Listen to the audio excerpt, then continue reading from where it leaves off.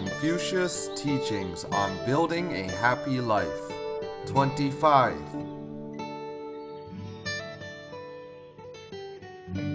Guidelines for being a good person.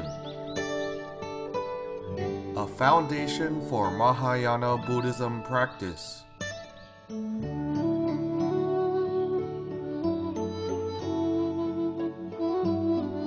Validated by Master Jin-kong.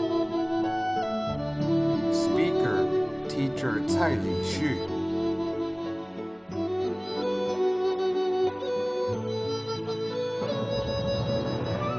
Elaborating Dizigui in detail. 25. Hello, my friends.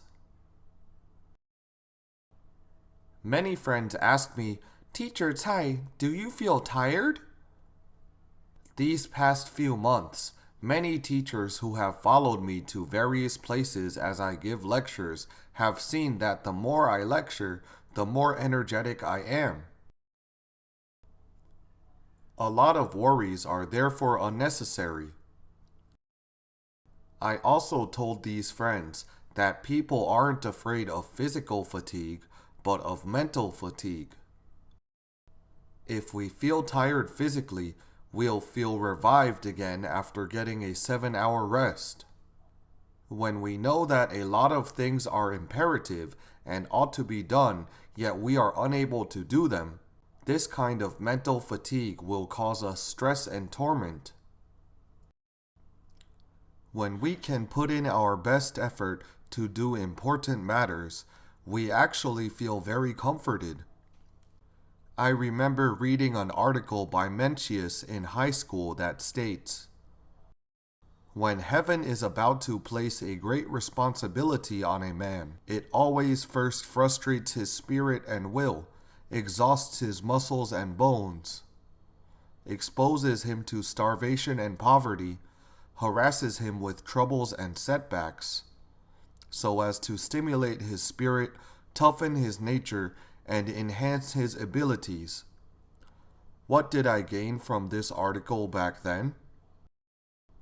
I told myself that I mustn't become a saint or a sage because it is so tiring and tormenting to have to endure so many tests. At that time, we only interpreted its literal meaning since our teacher didn't tell us about the beauty of moral integrity. But later, when I really started to promote Sage's teachings, I suddenly had a different feeling for Mencius's words and wrote down this phrase: "Enjoy something bitter as if it were malt sugar." Because when we know that this matter is too important, but are afraid that our ability is insufficient, we would gladly accept all the tests to quickly improve our skills. Having this attitude, we also established such a consensus with all the teachers we met. When I had to leave Haikou for Shenzhen to give lectures, my original classes had to be handed over to other teachers. When they received my instructions to take over the next classes, what would they think? They wouldn't dodge it. They would utter this sentence: "Taking on responsibility is the starting point for personal development." Even though I have left Haikou, the classes there have continued uninterrupted. Even on the first day of Lunar New Year, the lessons are still on. The teachers said that we can't afford to delay acquiring wisdom. If we had slowed down by taking a day off, the children might have been greatly affected. So they persevered, and this class has ran for over a year. In Haikou and Shenzhen, on top of their work at other schools or jobs, many teachers would volunteer to teach at our center at night and on weekends. After learning for over 4 months, they began following me to many places to give lectures. Through self-cultivation, we further manage a class. This is similar to harmonizing a family. Then we take good care of Haiko, which is like governing a country, and if we further expand our lectures to Beijing, Shenzhen, and many different provinces, what are we doing? Realizing world peace. What are these four matters actually? They are one thing. As long as we bring forth our true heart, keep forging ahead, and surpassing our inadequacies, our influence and dedication will naturally meet with success. Do not be afraid of difficulty. When parents do everything that should be undertaken by children, this is depriving them of opportunities to learn through experience. We also mentioned before that Uncle Lu didn't bring the notebook for his daughter. Had he helped her then, the result would have been different. What kind of result would he expect? His daughter would be elated and say, Dad, you are really great. My prayer was answered. You are truly Avalokitesvara. What change in her thinking would there be? She would think that whenever she is in trouble, her parents, grandparents, and even the maid would be there to help. She has many supporters who can help her clean up a mess at any time. Nowadays, what impression do we have of the speech of youth in their early 20s? We would be annoyed and driven mad, it's true. As a proverb says, the emperor is not worried, but his eunuchs are worried to death. This means that all his parents and elders are so busy helping him, but he is still heedless. I encountered a child in Haiko whose parents have been helping him find a job through many connections. He merely reluctantly agreed and said, "All right, for the sake of your face, I'll give it a try." There is also a college student who has dropped out of school twice. When his friends asked, "What are you gonna do?" he replied, "I have no idea."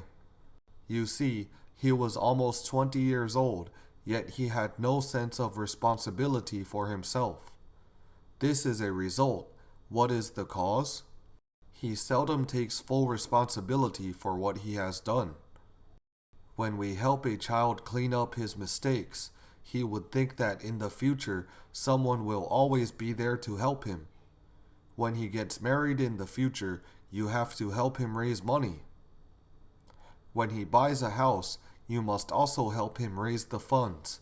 How long do you intend to help him? How would you feel about this kind of life? Very exhausted. Perhaps when you draw your last breath, you would still be thinking of buying something for your grandson. On October 19th last year, a couple published an article in the Shenzhen Special Zone Daily advising young parents not to spoil their children. The authors didn't have a son until their old age, so they loved and cared for him in every possible way.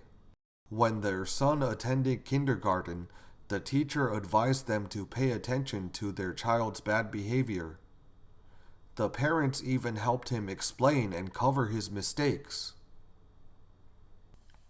Along the way, they fulfilled his every wish.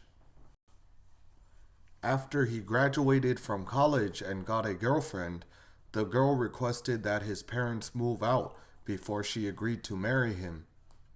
What would the son do? Since he had been a little emperor from a young age, he was used to giving an order from above and expecting none to disobey. Straight away he ordered his parents to vacate the house. Realizing the seriousness of this problem, the authors hope to persuade more parents not to dote on their children through their painful experiences. During the 1920s, there was an 11-year-old child who accidentally broke a large piece of someone's glass when he was playing football. He had to compensate that person $12.50. At that time, this amount of money could buy 125 egg-laying hens. It was a rather huge sum. His father said to him, "You have to take full responsibility for this incident. You must make money to pay off the debt." Would Chinese parents do this? Very difficult. According to statistics, the children in China have the most pocket money, but they spend the least time doing housework. They don't have a sense of responsibility. Indeed, this little boy started to work at that time and returned the money to his father bit by bit. Later, his career was also very successful. He was Reagan, the former US president. You see, when you let your child endure hardships, you are developing his proper attitude and sense of responsibility, as well as boosting his working abilities. It is all important to be rational rather than driven by emotion and becoming overprotective when raising children. Do not be afraid of difficulty. When parents can be very courageous in facing many matters, their attitude will definitely affect their child. We often say that every family has their own set of problems. Have you found a solution to them? The divorce rate is very serious now. Marriage ending up in divorce may harm yourself and your children. We must have the nerve to overcome all the setbacks in life and marriage. One day in Haikou, while I was on my way to class, a friend of mine called and told me that her colleague's husband had had an extramarital affair and asked me what she should do. My friends, have you ever received such a call? And a single man like me received it. Even though I am unmarried, the solutions to the problems in life are guaranteed to be found in the classics. I said to her on the spot, when things don't accord with our wishes, we must turn inwards and examine ourselves. When things happen in life, it is absolutely impossible that others are always at fault while we are the only one who is right. Is it possible? Impossible, because one-handed clapping will not produce sounds. When spouses face such problems, they must first reflect, where did I go wrong? Of course, giving rise to this thought isn't easy, but if you don't, you definitely won't be able to calm yourself down. When we only focus on the other party's wrongs, we will surely be overwhelmed with emotional turmoil. Then we would very likely act irrationally and make matters become even worse. I continued, let's say the other party is wrong by 7 or 8 points, while we are wrong by 1 or 2 points. We must also settle our mind to think about where we have done wrong with these 1 or 2 points and further rectify them. This is the first vital attitude of self-reflecting whenever things don't go our way. Then I told her, when there is no fire raging between a couple, outsiders won't be able to come between them. My friends, what does this fire imply? It refers to conflicts, unforgiving, and intolerance. If no problem arises initially in the family, can the fire from outside destroy the house? No, don't blame the other party. It must be us having faults in the first place. Don't vent your rage at another person again. This is the second important attitude. Thirdly, when your husband is right, you must treat him as your father. On ordinary days, treat him as a friend. When he is at fault, how should you regard him? Regarding him as a child is not enough. You must regard him as your son. When your son makes mistakes, would you tell him that you will never forgive him? Would you? No. Why? Well, that is unfair of you. You won't do that to your son, but you treat your husband like that? Why? Do you see the unfairness here? All the obstacles and afflictions aren't coming from outside, but arise within ourselves. Who is the one bothering you? Let's say you are walking on the street today and a stranger suddenly comes and slaps you. Before you know what's happening, he has already left. As you rubbed your face, you would think, "What bad luck, forget it." You would just walk away. It never rains but it pours. When you go home that day, your husband happens to have drunk a little alcohol and slaps you too. But is it the same as the previous one? "I'm never forgiving you." That's strange. It is the same one slap, but the effects are different.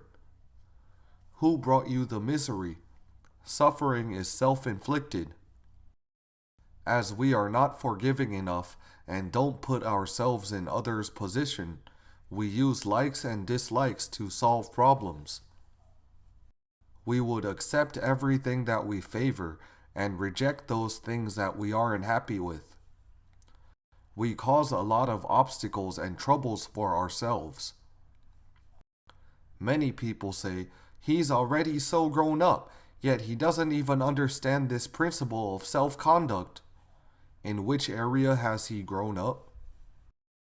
His physical body, right? Yes. Though he has lived for 30 to 40 years, his big body doesn't represent great wisdom. You may say he should know. The fact is he doesn't understand. Has anybody taught him how husbands and wives should get along? Having studied for over 10 years, have you ever come across such an article? Which one? Is this relationship important in life? It is important. In the 5 ethical relationships, as long as the spousal relationship is proper, the other 4 will follow suit. You see, such important lessons aren't taught in school. An elder once told me that our education has taught everything except one subject. What is it? You don't know? Moral education. It is true that they have all sorts of lessons, including dancing and singing, but they lack the thing needed most: how to get along well with others. Therefore, her husband is a victim, and we have the responsibility to help him. As the classic commentary of Zhuo states, not everyone is a sage who can have no faults. When you regard him as your son, you can immediately embrace him. With your embracing attitude, he will return from his lost path, due to realizing the outside temptation is merely a delusional amusement. People often have to make mistakes before they come to know the truth. The outside third party is definitely not a good woman. A good woman will never break up someone else's family. Since this husband has poor cultivation, he was easily deceived by the woman's enticing speech. Teacher Yang has taught classics for about 10 years. Apart from teaching children, she often teaches classics and calligraphy until past 10 o'clock. After the children have left, it is the adults' turn to attend the class. As these women were troubled by many family problems and couldn't find a solution, they felt much pain. Teacher Yang often told me that being a woman is really not easy, so we must give them more care and love. Many parents with family and education problems would seek Teacher Yang's advice, and she would try her very best to help them. Teacher Yang often arrived home after 1 in the middle of the night. She always wore a coat and put an umbrella inside her clothes. What was it for? To use it whenever it was needed. It is more dangerous at midnight, so she must be fully armed. She also had to wrap herself up so that other people couldn't tell whether she was male or female. It can be seen from such a small action that among Teacher Yang's values, what is her main emphasis? Her top priority is to help people, while her own issues of life and death are secondary. There was a woman who asked Teacher Yang what to do about her husband's having an affair with another woman. Teacher Yang first calmed herself down. When she did that, what would the other party do? She would also settle her mind. Then Teacher Yang asked her, "Do you really want to solve the problem?" She wanted to see if the woman was determined enough. She answered, "Yes." Teacher Yang said, "Now that you have made up your mind, I will tell you, you must genuinely implement it. In such a situation, you must use the precious weapon of a woman." What is this weapon? Tenderness. How do you all know it? Correct, amenability and tenderness must be applied. Teacher Yang said, "From today onwards, whatever wrongs that he does are secondary. Most importantly, you should reflect on whether you've done things correctly, such as taking good care of your children and parent-in-law. You should first carry out your duties well, and let your virtues awaken his heart of remorse." The next day, this woman dressed herself neatly and tidily. Could she dress sloppily? Many men are actually scared away by a woman's displeasing appearance, so we still have to look dignified. She dressed very elegantly and took good care of her children's homework. After the children had gone to sleep, she sat there waiting for her husband to come home. She continued watching every second tick by. When it was already past 12, she suddenly experienced one truth: all accomplishments are attributed to patience. Had she seethed with rage at that time, all her previous efforts might have been futile. She continued waiting until past 1 o'clock, when she heard the sound of someone opening the door to come in. Now what? This woman quickly ran towards her husband, smiling brilliantly while picking up his briefcase with both hands, and said, "You're back! What a hectic day for you! You must be hungry. I'll cook a bowl of noodles for you." While she went inside to cook the noodles, her husband was in a daze. He wondered what had happened. From then on, she waited every day for her husband to come home. My friends, even though this husband had gone astray, at least he still had a little sense of shame. After about 1 to 2 months, her husband came home very early one day. Soon after he entered the house, before speaking a word, he knelt down and said, "Please forgive me. I have to repent my wrongdoings to you. During this time, I have been tormented by my conscience, and I can hardly take it anymore." What must we do to resolve the setbacks and predicaments in life? We still have to use our sincerity and virtues to overcome. No matter what kind of challenges we face in life, we must not be afraid of difficulty. And remember Mencius's teaching: when heaven is about to confer a great responsibility on a man, we must also have the courage to take on responsibilities. Taking on responsibility is the starting point for personal development. My friends, you can recall your own life. When did you have the greatest progress? It was in times of challenges and adverse conditions. We must be grateful to tests and unfavorable situations. This is, I must not be afraid of difficulty. Next phrase, I must not be perfunctory. When we despise and ignore certain matters, our mind has already lost its respect and cautiousness. What things do we easily neglect and despise? Let's say we want to give something to others today. Even so, we must still remain respectful. In ancient times, There was an article about a person who saw many people were going hungry, so he got some food for them to eat. He thoughtlessly said to them, "Come and eat!" As a result, one of the hungry men said, "I won't accept food that is rudely offered. You aren't even treating me like a human being." He would rather starve to death than eat that food.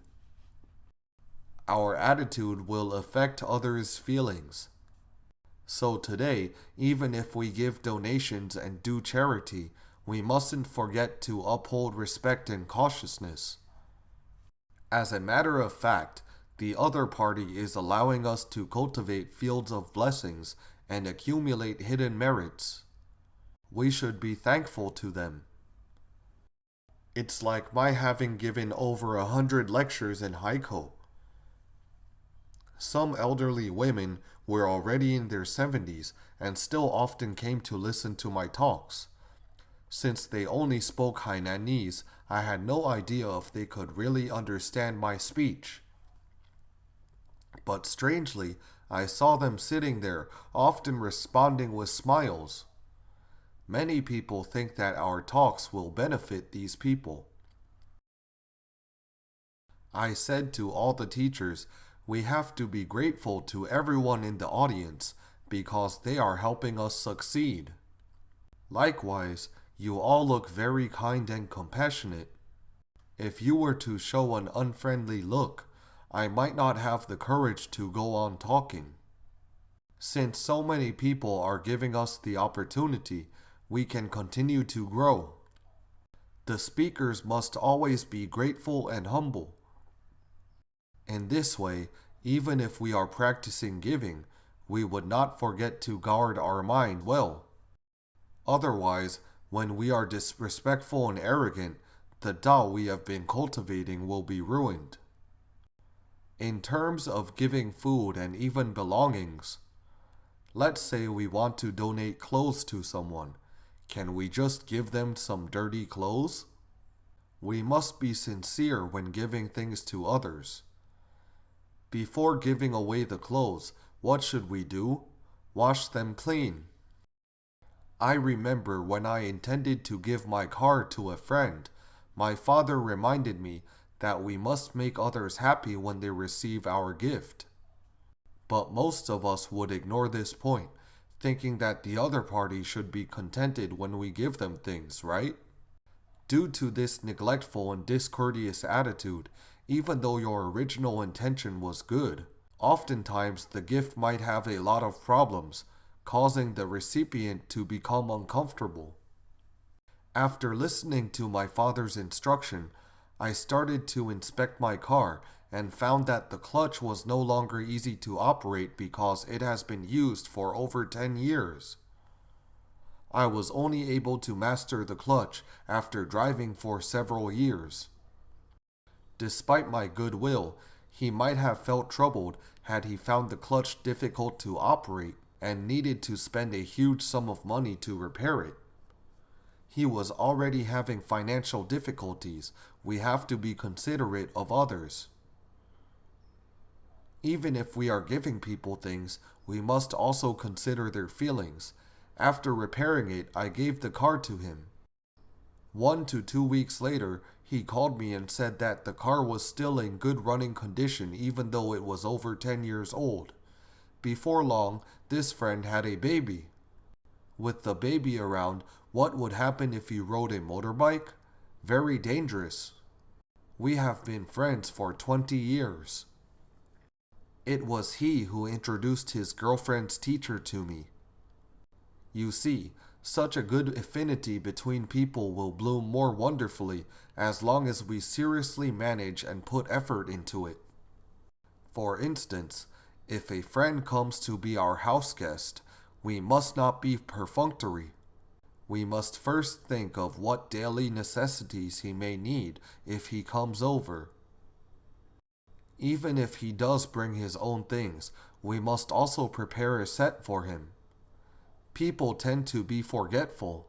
In case he forgets to bring a towel and feels bad asking you for one, he may just wear his clothes without wiping his body dry and may catch a cold as a result. When we can always think for our friend and make him feel at home, I believe your friendship will become firmer and closer. I used to hold the position of dormitory head in Australia, whereby I was in charge of the daily necessities of a dorm. I often went to the lavatory to check if the toilet paper was sufficient. When the weather changed, I would ensure that the comforters were adequate. Every bit of our cautious support would definitely make our friends feel warm and happy. We must also spare no effort to contribute and care for others' food, clothing, accommodation, and transportation. This is not being perfunctory. In terms of educating a child, such as asking him to mop the floor, what should he do after he has finished mopping? He may think to himself, "Since you asked me to mop the floor, I'm doing it just to please you. I have to hurry up so that I can watch cartoons." Is this possible? The first time your child agreed to do something for you, he might have done it with a reluctant and perfunctory attitude. And if you didn't correct him, what would he possibly become in the future? He would carry out his tasks irresponsibly. Whether children are responsible and prudent in doing things also depends on parents' patience in tracking them. The first time you let your child mop the living room, you must check whether he mopped it clean. If the corners are still very dirty, it means that he isn't serious in his work. Apart from showing his carelessness, it also means that he never completes tasks. How should he finish a task he has already started? He should let his father or supervisor check his work. Otherwise, he would think that what he has done should be quite satisfactory, but it may still be far behind the standards of his father or supervisor. This is also a responsible attitude. Should the father feel that his son's work is unacceptable, he should correct him immediately by saying, "Come, son, you've worked so hard today and you've done pretty well." People love to listen to words of encouragement. You should start by encouraging him a bit, then tell him, "If you could further clean the corners thoroughly, then your job would be perfect. When I was your age, I didn't do this task so well." You can give him some acknowledgement. "Next time when Dad asks you to do some work, you must first let me take a look after you've finished. Then you can go and do your own things." In this way, children will know how to treat everyone, every matter, and everything with respect and cautiousness. I once stayed at Teacher Yang's house for half a year, and she cared for me very much. She is very meticulous. Afraid that I didn't have money to spend during that period, she put some money in a wallet, placed it on top of the refrigerator, and simply said, "Take money whenever you need it." We can also feel that this elder has constantly been thinking about our needs. She was afraid that I would feel uncomfortable without money and would hesitate to tell her, so she used this skillful method to let me solve the problem very conveniently. Of course, I didn't take the money because after staying in her house for over a month, I went to teach in that school right away and had earned some money. Even though I'm not rich, I would have the opportunity to obtain money whenever I needed it. Furthermore, when I was interacting with Uncle Lu, I also realized that he always treats people with great respect. I remember when I returned from Australia, he came to Taichung to visit me and even brought a box of organic brown sugar konjac for me. Even though I am his junior, he treats me very politely and would never act as if he is of a higher level. He bought the brown sugar konjac because he inadvertently heard that I almost went into the organic business before. So when he saw the organic brown sugar konjac, he immediately thought of me. When interacting with people, Uncle Lu is very careful about understanding their likes and needs. Whenever there is an opportunity, he would surely contribute his efforts. He also taught juniors like us that we should reduce the worries of others in many of our actions. He further explained that when we leave our friend's house at night, we must call to tell the other party that we've reached home safely and not to worry about us. When we can always put ourselves in others' shoes, we can reduce their worries for us. When we leave our parents' home at night, for instance, as children, we should remember to call our parents and loved ones when we have reached home so as not to let them worry about us. We mustn't take these small things lightly. I often take flights with teacher Yang. Before boarding, she has the habit of confirming with the other party whether the flight is on schedule. And she would calculate the time. Let's say the plane was scheduled to arrive at 7:30.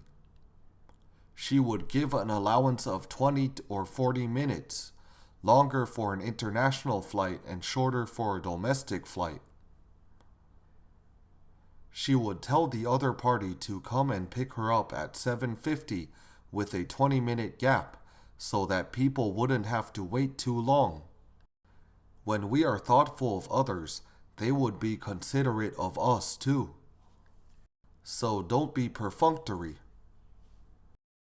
Next phrase, I must stay away from rowdy places, and I must not ask about things that are heretical or unusual.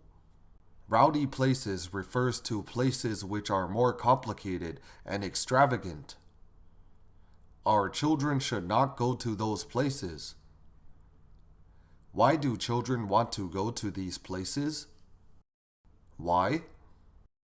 They feel empty because they don't have a goal in life. Another very important root problem is he doesn't have the ability to judge. So he doesn't know what kind of people he should interact with, what kind of environment he should enter, and what kind of things are right to do and are helpful to his life. When would he develop this ability to judge? Many parents would be very nervous about one thing. They would say, I am afraid that my child will make bad friends in the future. My friends, do you have this worry? Yes or no? Yes. Is it helpful to continue worrying?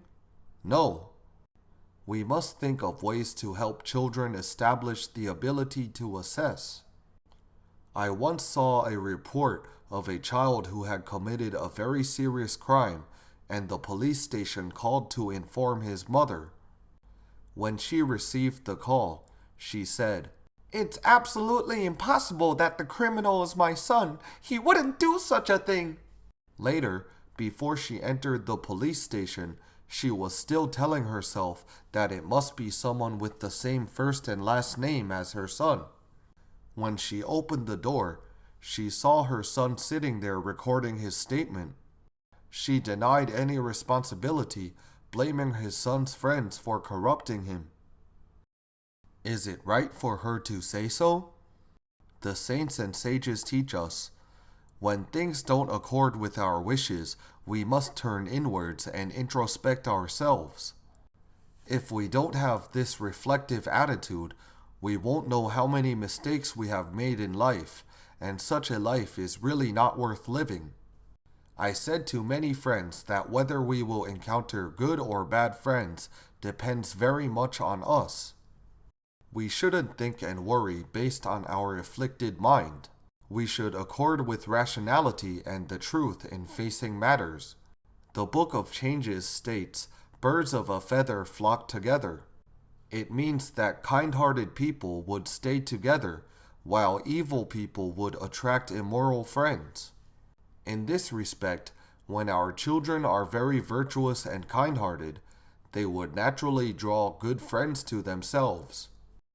Most importantly, we must start to develop a child's goodness.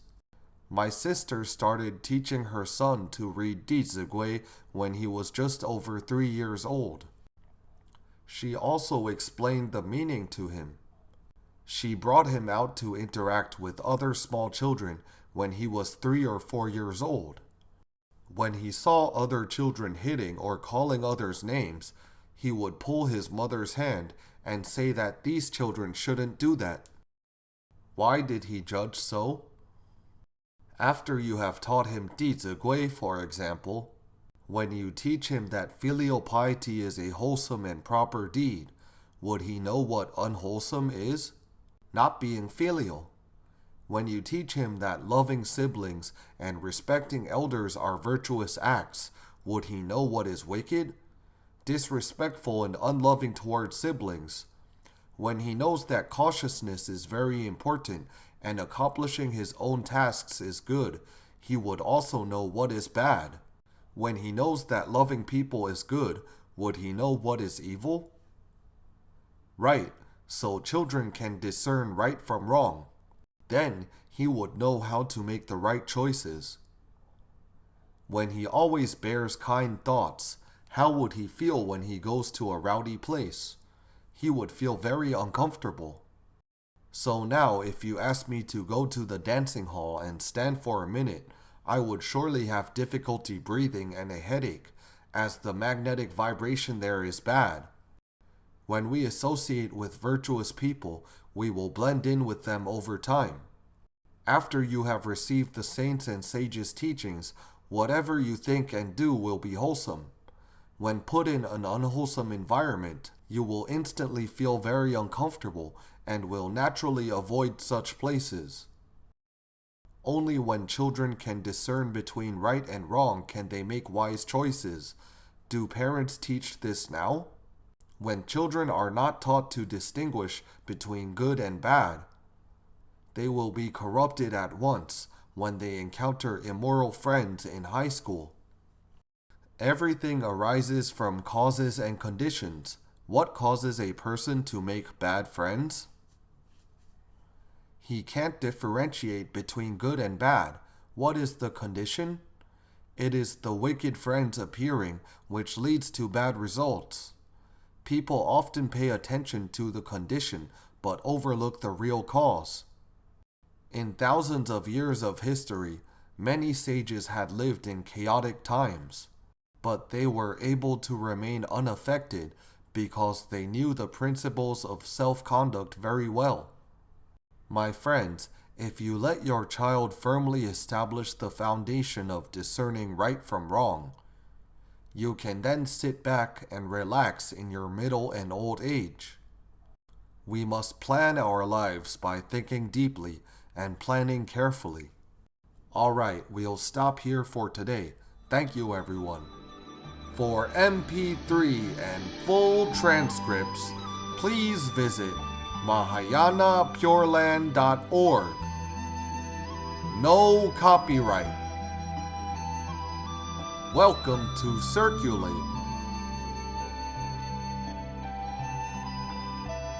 Infinite merits to propagate.